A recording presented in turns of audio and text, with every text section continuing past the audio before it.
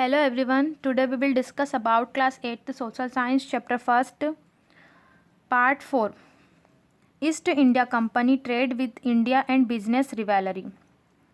The East India Company was formed under a 15-year charter issued by Queen Elizabeth of Britain on 31 December 1600 for trade with the India and the eastern countries.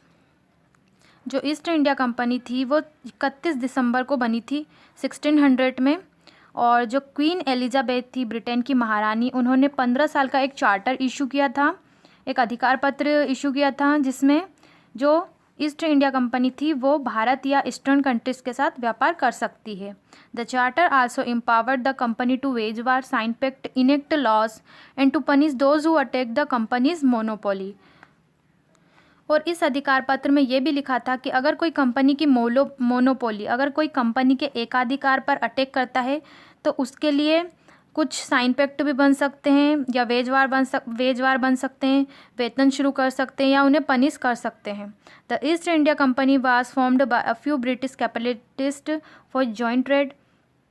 जो East India company बनी थी उसमें कुछ British भी थे जो कि व्यापार करना चाह रहे थे. The prime aim of the company was to earn more and more profit. इस कंपनी का प्राइम एम यही था कि वो ज़्यादा से ज़्यादा प्रॉफिट कमा सके. The British believe that earning profit by hook और क्रुक वाज राइट. ब्रिटिश जो थे वो बिलीव करते थे कि हुक और क्रुक जो विधि होती है वो प्रॉफिट कमाने के लिए ठीक है. Even loot and war consider right by the British to fulfil the end to the business.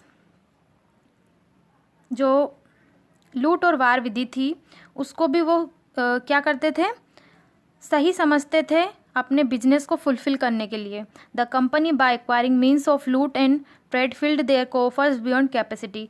जो लूट और व्यापार की जो विधि थी उनसे उन्होंने अपनी तिजोरी को भरना शुरू किया. The company also had political ambitions along with the consolidating it's hold over trade. The British had analyzed the political weakness of India.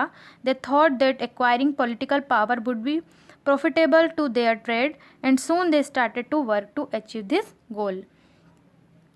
जो ब्रिटिश थे उन्होंने इंडिया की जो पॉलिटिकल वीकनेस थी, जो राजनीतिक वीकनेस थी, उसको भाप लिया था और उन्होंने धीरे धीरे उसका फ़ायदा उठाना शुरू किया और इस गोल को, इस एम को अचीव करने के लिए उन्होंने उस पर काम करना शुरू कर दिया. Earlier employees of company were corrupt and greedy. जो पहले के जो एम्प्लॉयज़ थे वो बहुत ही करप्ट थे, भ्रष्ट थे और लालची थे. The accepted bribe. उन्होंने रिश्वत लेना शुरू किया. Their intention was to earn as much as possible. उनका सिर्फ एक इंटेंशन था, ज़्यादा से ज़्यादा कमाना, और इसके लिए उन्होंने बहुत सारे भ्रष्टाचार किए, लोगों को बहुत ज़्यादा परेशान किया, प्रताड़ित किया. सिर्फ उनका एक ही एम था, ज़्यादा से ज़्यादा अपने व्यापार को बढ़ाना. Expansion of east India company in India. किस तरीके से जो ईस्ट इंडिया कंपनी थी वो भारत में धीरे धीरे फैल गई.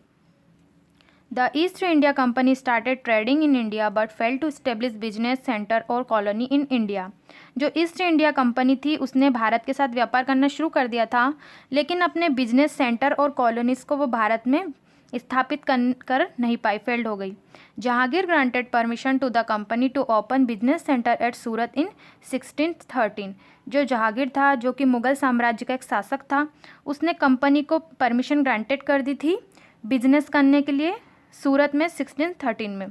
Sir Thomas Roy was sent as envoy to of King James first to India to meet Mughal emperor for trading purpose.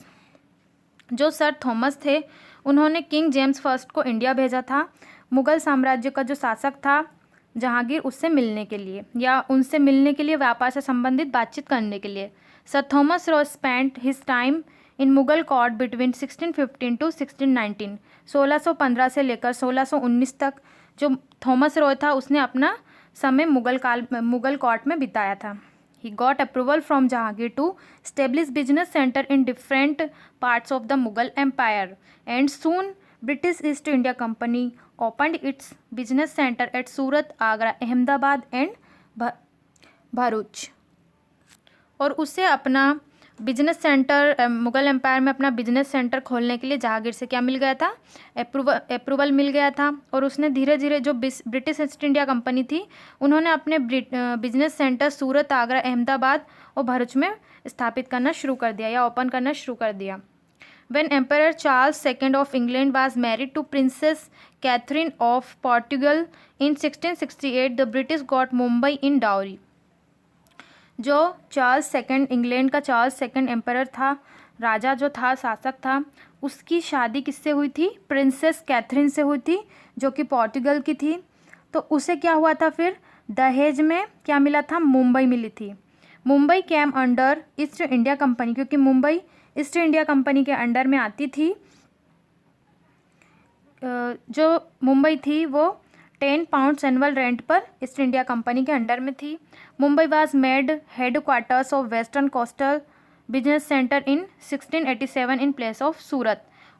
Mumbai को हेडक्वार्टर बनाया गया वेस्टर्न कोस्टल बिजनेस सेंटर के लिए 1687 में सूरत की जगह पर। On the eastern coastal areas also the company established business center at Machilipatnam, Madras, Bengal, Hariharpur, Balasore, Hooghly, Patna and Kasim Bazar. Eastern coastal में कंपनी ने अपने बिजनेस सेंटर मछलीपट्टनम, मद्रास, बंगाल, हरिहापुर, बालासुर, हुगली, पटना और कासिम बाजार में स्थापित किए। The company made desire benefits in trading in the areas lying between eastern and western coastal areas. The company built fort in Mumbai and Kolkata and made adequate security arrangements there. जो company थी उसको eastern और western coastal area में जितना उन्होंने desire किया था उससे भी ज़्यादा प्रॉफिट व्यापार में मिला। द कंपनी बिल्ड फोर्ट, जो कंपनी थी उसने मुंबई में और कोलकाता में अपना फोर्ट बिल्ड किया या किला बिल्ड किया, किला बनवाया, और वहाँ पे कुछ सिक्योरिटी अरेंजमेंट भी उन्होंने किए।